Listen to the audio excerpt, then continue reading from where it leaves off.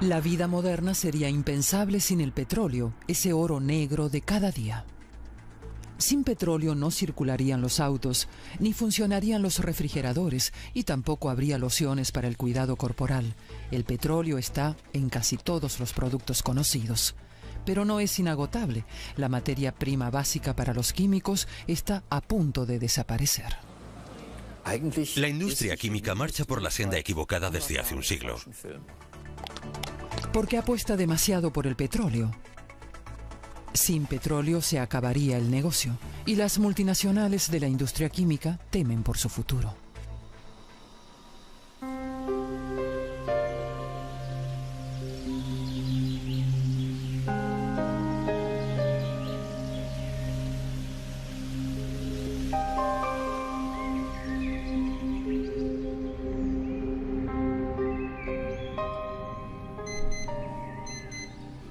Al tocar nuestro despertador de plástico temprano en la mañana, establecemos ya el primero de nuestros incontables contactos diarios con productos derivados del petróleo. En el desayuno, colores vivos por todas partes. En nuestro mobiliario, pegamentos invisibles que lo ensamblan. La química del petróleo es omnipresente. Casi la totalidad de los plásticos se basa en el combustible fósil número 1, al menos de momento. Hasta la pasta dentífrica usa el petróleo para sus tensoactivos, aromatizantes y conservantes. En definitiva, los humanos estamos en contacto diario con miles de sustancias y productos derivados del petróleo. Pero hasta el siglo XIX la situación fue bien distinta. La industria química no utilizaba petróleo, sino mayoritariamente sustancias vegetales, por ejemplo, para fabricar colorantes. El empresario Hermann Fischer propugna desde hace casi 40 años la vuelta a una producción química más conforme con la naturaleza. Los colorantes fueron las primeras sustancias naturales que los químicos lograron obtener artificialmente en laboratorio. Por entonces no se extraían del petróleo sino del alquitrán de hulla. Mauvin fue el primero y muy anhelado colorante sintético de alquitrán. A finales del siglo XIX, cerca del 80% de la producción mundial se obtenía en fábricas alemanas. Comenzaba la inigualable ascensión de la industria química. Y los colorantes solo fueron el principio. Los químicos sintetizaron cada vez más productos del alquitrán y luego del petróleo. Esto fue la verdadera hora del nacimiento de la industria química. Aquí puede leerse Sociedad Anónima de Anilinas. Para Hermann Fischer, una historia apasionante, pero a la vez el inicio de los problemas, porque muchos de los productos creados por el brillante nuevo mundo de la química son extremadamente tóxicos y dañan el medio ambiente. Ya en su época de estudiante, Hermann comienza a pensar en una química alternativa que permita volver a las raíces, pero sin renunciar a los métodos modernos. Inicia su búsqueda de ideas para una química suave, basada en materias primas sostenibles, revisando viejas obras científicas, botánica, medicina natural, recetarios y enciclopedias que encuentra en su mayoría en librerías de segunda mano. Su colección abarca hoy más de 15.000 ejemplares. Las cosas interesantes y útiles se encuentran si pones en ello toda tu alma y añades saber científico. Entonces, puedes componer tus propias recetas y afinarlas hasta que se correspondan con los requisitos del consumidor moderno. Es algo que requiere mucho tiempo. Quien piense que basta con comprar un par de libros viejos, hojear antiguas recetas de fabricación, preparar algo conforme a ellas y venderlo después, está condenado al fracaso. Pero ¿hasta qué punto es realista su sueño de una futura industria química ecológica? Que la idea puede funcionar para una empresa mediana ya lo demostró Hermann Fischer con su propia compañía, que desde hace 30 años produce pinturas y barnices a partir de materias primas vegetales. Uno de los primeros colorantes que logró obtener en su compañía proviene de la reseda. La reseda es una planta de muy fácil cuidado, que crece incluso en campos en barbecho, en terraplenes de vías férreas, etc. No precisa ni abono ni grandes cantidades de agua. Es por eso un buen ejemplo de que el nuevo modelo de producción química no competiría con la producción de alimentos. Pero lo que funciona a pequeña escala, ¿puede ser un modelo también para la gran industria? La planta de reseda, una vez triturada, debe cocer durante varias horas, un proceso bastante prolongado. Y un proceso que las multinacionales químicas no practican porque resulta demasiado costoso. Para obtener colorantes, prefieren seguir usando el petróleo. No se vislumbra una reconversión del modelo químico, a pesar de que sería factible. 25 kilos de reseda producen hasta 13 kilogramos de pigmento, pero las pinturas de pared precisan además de otros ingredientes para adherir y cubrir bien. Por ejemplo, aceites extraídos del lino, el ricino o el girasol. O resinas y ceras. ¿Materias primas para la química del mañana? Algo está claro. El petróleo, que hoy predomina absolutamente como materia prima, será una exótica rareza dentro de 50 años. Por eso debemos iniciar ahora la reconversión, el cambio de modelo químico, para que no suceda como con el cambio de modelo energético, que al hacerse precipitadamente está provocando muchos fallos. Fallos que podrían evitarse si los químicos se detuvieran a considerar los tesoros que la naturaleza ofrece, por ejemplo, la resina del alerce de los bosques alpinos. Pero no resulta sencillo recoger estos tesoros.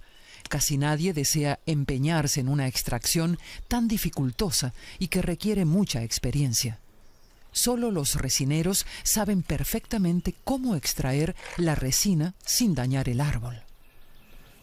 La resina contiene muchas sustancias de interés para la química del futuro: aceites, colorantes, saborizantes, ácidos.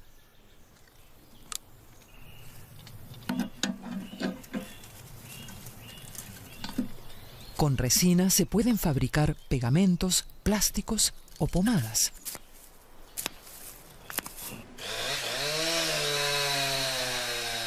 Para los farmacéuticos, los bosques de montaña pueden esconder auténticos tesoros. Otro ejemplo es el pino cembro. De sus agujas se extrae aceite para fabricar barnices y fitoprotectores.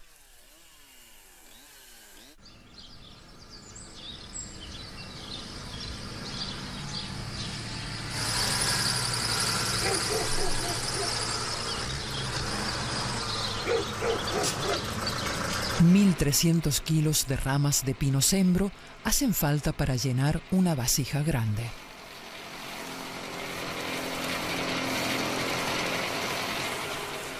De la que solo saldrán al final 12 litros de aceite tras calentarlo más de 6 horas con vapor de agua hirviendo. Se trata de un aceite muy valioso y también útil para la industria farmacéutica. Muchos de nuestros medicamentos contienen todavía derivados del petróleo. Cada vez es mayor la competencia entre productores de aceites y campesinos que prefieren vender las ramas de pino trituradas como combustible de calefacción.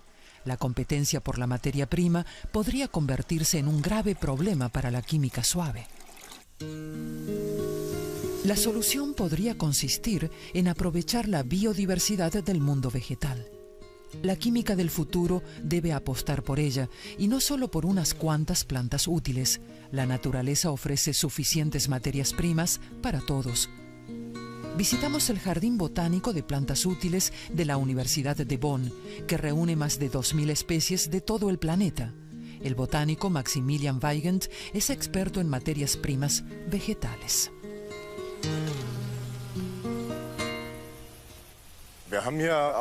Existen sobre la Tierra más de 300.000 especies vegetales, de las que al menos 50.000 son útiles como materiales o alimentos.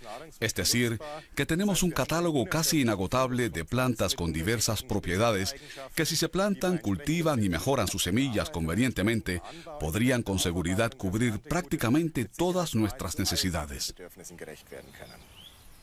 El lino, por ejemplo.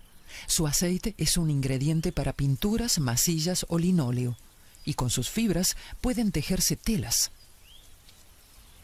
El arbusto del ricino, que crece muy rápido y cuyas semillas producen aceite de ricino, un material cada vez más solicitado con el que la industria elabora ya bioplásticos, un primer paso hacia la reconversión del modelo industrial químico.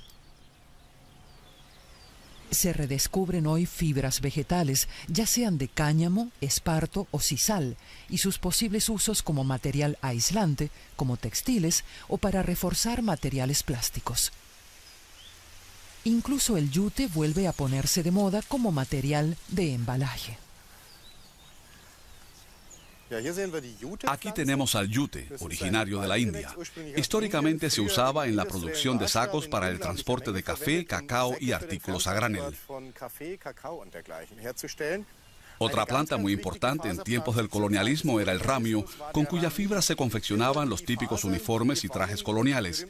Pero ya casi no existen cultivos ni producción de ramio. Los sucedáneos sintéticos lo han sustituido casi por completo.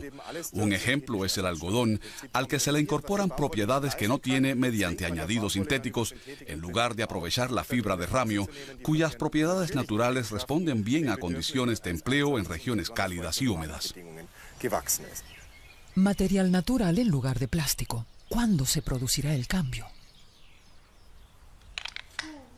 El colorido mundo de los plásticos compone el 40% de la producción química a base de petróleo.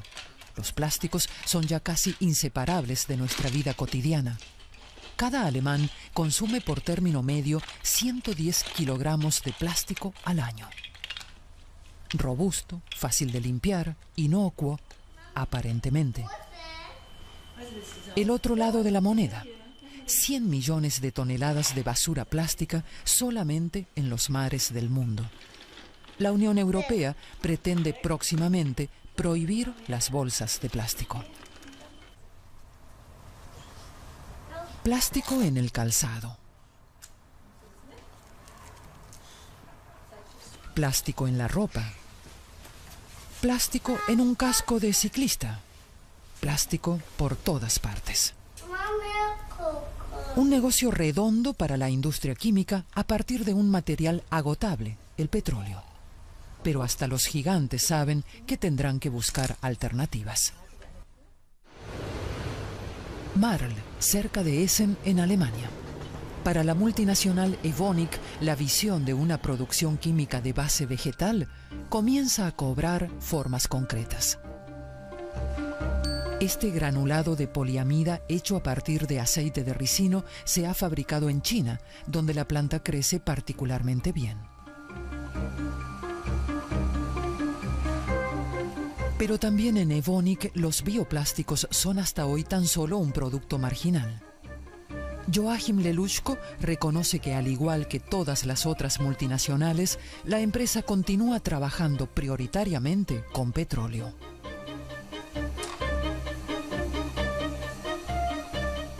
Falta mucho camino por andar para reconvertir el modelo de la producción química. Las materias primas fósiles siguen siendo más baratas y eso atrasa la introducción de biomateriales. Puede explicarse de esta manera. El petróleo se saca de un yacimiento y se elabora con un proceso químico estándar, mientras que en el caso de los biomateriales tenemos el cultivo, la población agrícola, la agricultura, o sea, toda una logística que encarece el producto con respecto al petróleo. Lo orgánico es más caro, también para el consumidor. Es uno de los motivos por los que el cambio de modelo químico solo comienza a esbozarse.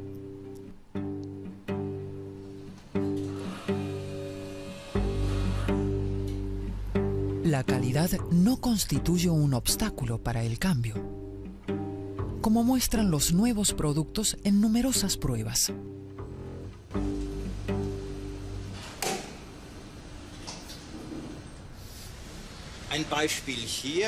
Este ejemplo es fácil de reconocer. Los cables del freno entre la cabina y el remolque de los camiones. El típico tirabuzón que acabamos de ver en la cadena de producción.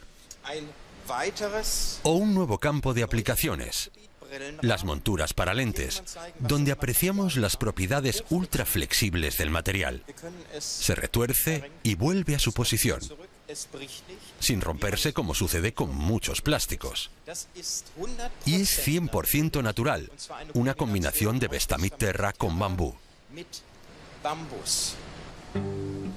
El bioplástico tiene múltiples aplicaciones, por ejemplo, láminas especiales para revestir tablas de esquí.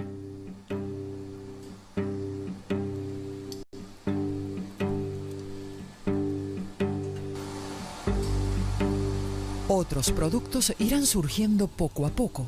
Aunque sea muy pronto para hablar de una reconversión de la industria química, ya se observan algunos comienzos. Podría ser en 2030, aunque probablemente será más bien hacia 2050. Dependerá de los recursos existentes y de cuánta materia prima fósil decidamos utilizar o alternativamente cuánta materia vegetal. Creo que será una cuestión que deberá decidirse a escala social. Lo importante es disponer de alternativas.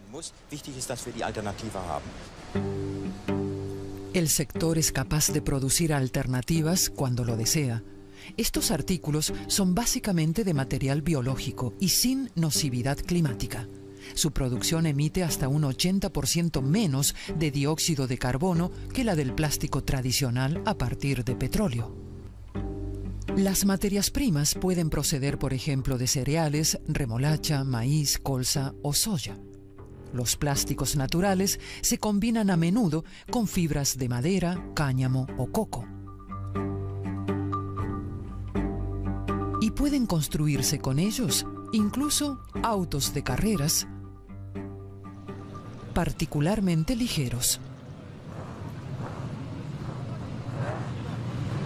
Bioconcept Car se llama este nuevo modelo deportivo, un proyecto investigativo sobre ruedas. Aquí lo vemos poco antes de una de sus muchas pruebas operativas en el circuito Nürburgring.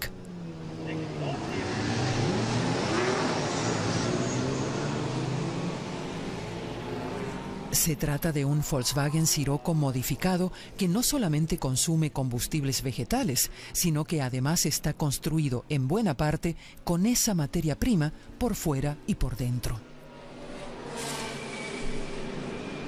El ingeniero Hans-Joachim Endres y su equipo de la Universidad de Hannover han contribuido a crear los novedosos materiales de este auto de competición. ¿Logrará su modelo insignia soportar o incluso ganar la carrera de 4 horas? Es una prueba de fuego para el piloto, el auto, los nuevos materiales y sus creadores. Podríamos producir hoy con base biológica casi todas las sustancias necesarias para fabricar los plásticos más diversos. A menudo los procesos de síntesis son nuevos, no se han probado en la práctica ni se han optimizado y por eso resultan más costosos. Y lógicamente la industria química opta entonces por la materia prima más barata. De momento, porque los nuevos materiales tienen un gran futuro, de lo que está convencido nuestro ingeniero. El prototipo no ganó la carrera del circuito de Nürburgring, pero demostró su valía y Hans-Joachim Endres presenta en la Feria Internacional de Frankfurt al vehículo y al piloto. La distribución de peso es mucho mejor. El auto es mucho más ligero gracias a la fibra vegetal.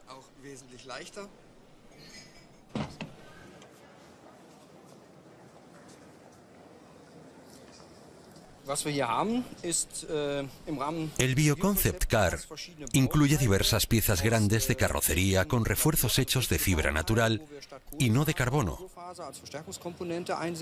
Elementos que cubren todo el exterior de este auto VLN de competición. Por ejemplo, la puerta es de resina vegetal reforzada con fibra de cáñamo. ¿Cómo puede oírse? La experiencia adquirida con este auto de carreras debiera revertir también sobre la producción automovilística normal.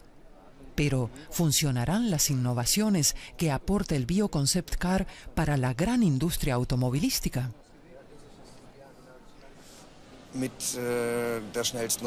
Con la vuelta más rápida que he dado, podemos demostrarle a la competencia fósil que el orgánico funciona. Y eso es lo que importa. Llevar la idea de la alta tecnología bio a quienes quizás sepan abrirle la puerta. Y en el mundo de la carrera deportiva, solo el éxito abre puertas. Taller de materiales de la Universidad de Hannover. Aquí se investigan potenciales procesos para fabricar puertas, capós o parachoques de automóviles a partir de materias primas vegetales. Para ello es importante someter a prueba los nuevos materiales, por ejemplo esta mezcla de fibras de plantas y plásticos a base de aceite vegetal. Los materiales deben ser elásticos y a la vez estables. La cuestión decisiva para los ingenieros es comprobar si los diversos componentes se combinan entre sí de manera sólida.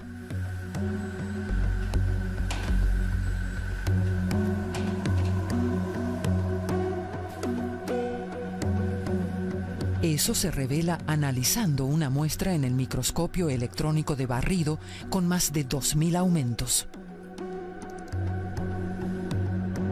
Cuanto mejor sea la unión, más resistente resultará el material.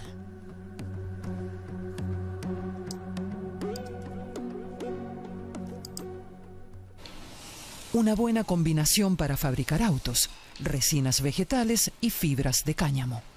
Se impregna el tejido de cáñamo con la resina calentada y fluida y se emplean 2 o 3 capas para moldear una puerta de maletero.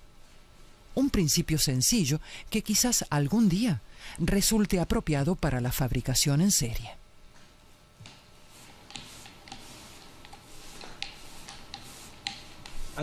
Esta puerta de maletero desmontada está reforzada con fibra de cáñamo. Se aprecia muy bien el ahorro de peso. Es mucho más ligera que la de acero y eso no solo es posible usando fibra de carbono.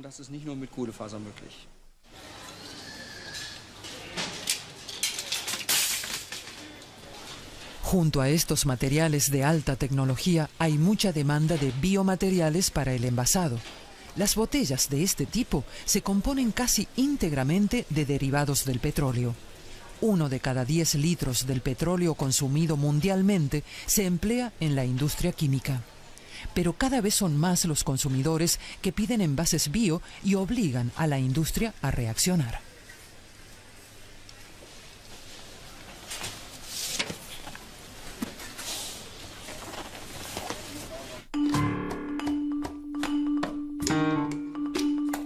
Envases consumidos por una familia de 5 personas en 5 días. Cada año se producen 280 millones de toneladas y la cifra va en aumento.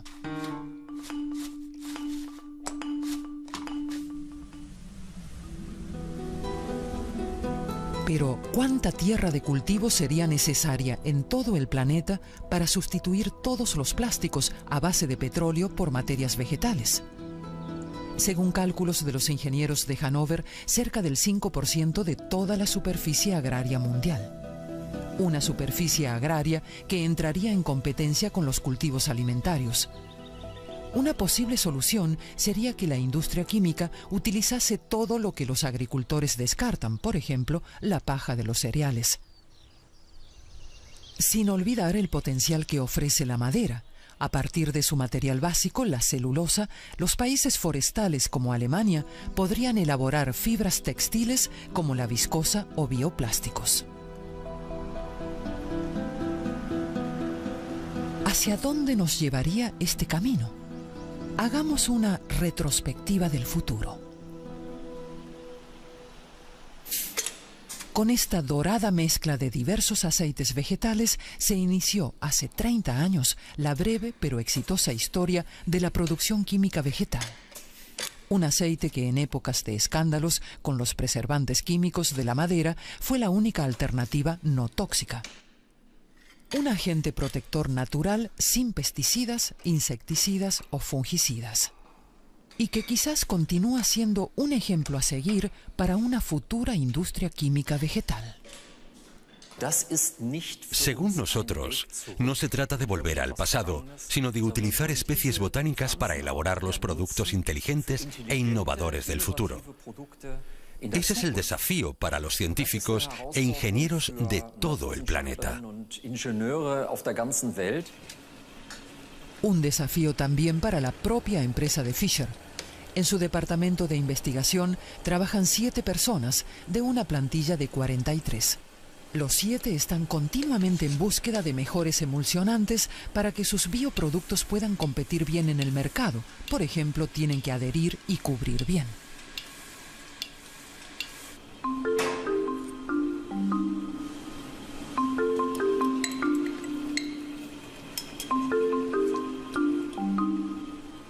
A fin de cuentas, será el cliente quien decida.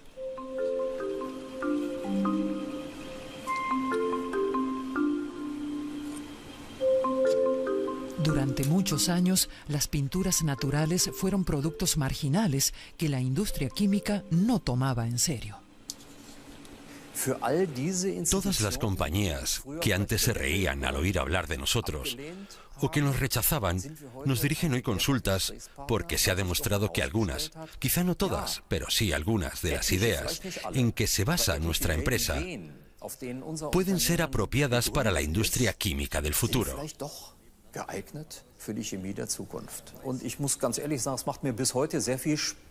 Y sinceramente, a mí me sigue gustando y me encanta mi labor por el sencillo motivo de que siento que estamos trabajando en una encrucijada decisiva para el futuro de toda la sociedad.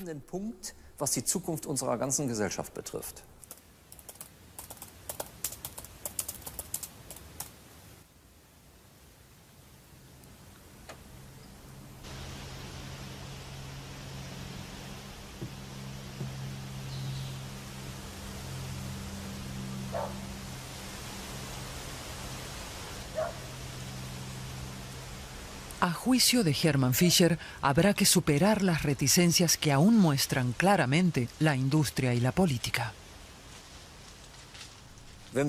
Si construimos reticencias mentales y objetamos que esto...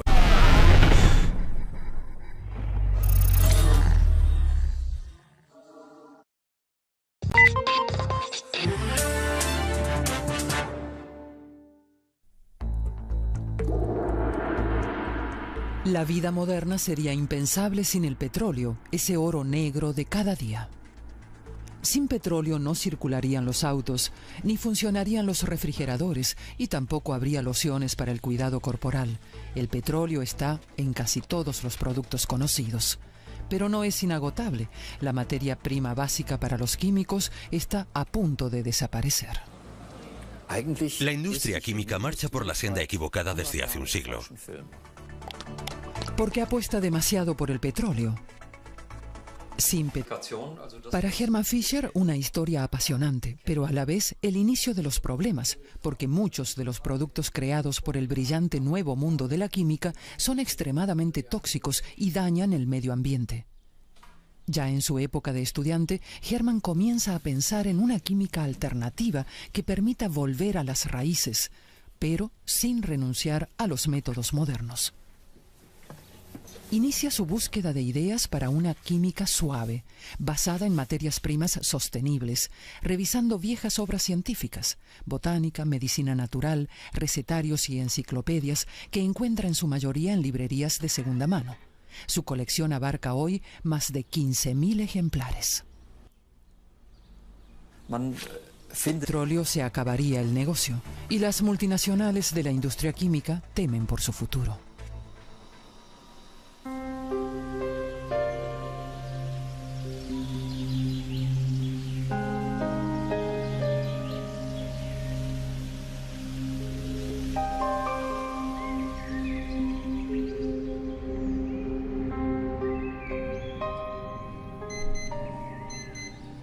Al tocar nuestro despertador de plástico temprano en la mañana, establecemos ya el primero de nuestros incontables contactos diarios con productos derivados del petróleo.